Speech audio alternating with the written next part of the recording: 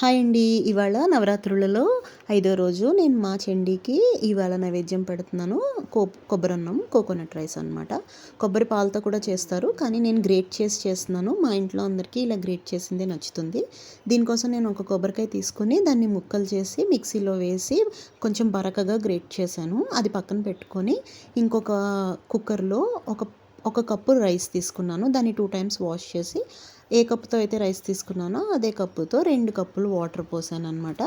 అది 3 విజిల్స్ వచ్చే లోపల ఇంకో పక్కన నేను ఒక మూకుట్లోని ఆయిల్ అండ్ నెయ్యి 2 కలిపి వేసి అందులో పోపు పెట్టుకుంటున్నాను. తాలింపు కోసం అన్ని పోపు దినుసులు వేస్తున్నాను. శనగపప్పు, మినప్పప్పు, ఆవాలు, ఎండుమిరపకాయలు, పచ్చిమిరపకాయ, ఇంగువ వేసి మీరు బాగా దూరగా వేయించుకోవాలన్నమాట.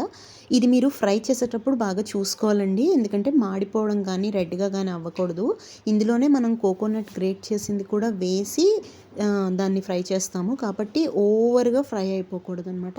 ఇందులోనే కరివేపాకు కూడా వేసాను లాస్ట్లోని. కరివేపాకు వేసిన తర్వాత గ్రేట్ చేసిన కోకోనట్ని అందులో వేసి మనం కలుపుకోవాలి.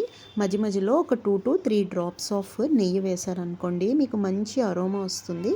ఇది బాగా ఫ్రై అయిన తర్వాత బాగా డార్క్ బ్రౌన్లో రాకూడదండి, లైట్ బ్రౌన్, ఇప్పుడు నేను ఫోటోలో చూపిస్తున్నాను కదా, ఇలా లైట్ బ్రౌన్లో రావాలి. అండ్ ఇలా ఒకసారి మీకు కనుక ఫ్రై అయిపోతే మీకు చాలా మంచి స్మెల్ వస్తుంది. ఆ స్మెల్ వచ్చినప్పుడు మీరు దాంట్లో తగినంత సాల్ట్, అంటే సాల్ట్ మరీ ఎక్కువ పట్టదండి, కొంచెమే పడుతుంది.